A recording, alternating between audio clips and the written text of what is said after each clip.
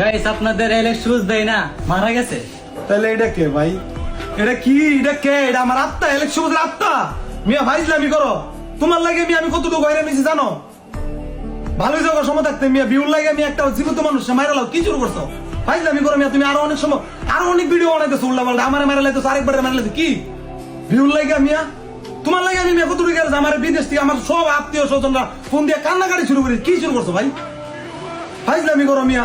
ভালো জায়গায় সময় থাকতে ভালোই যাওগা। এসব বাদ দেন ভাই, বুঝছেন? তো গাইস, ওরা হচ্ছে ভিউর জন্য জীবিত মানুষকে মারালা। আপনারা এসব কথায় কান দিবেন না।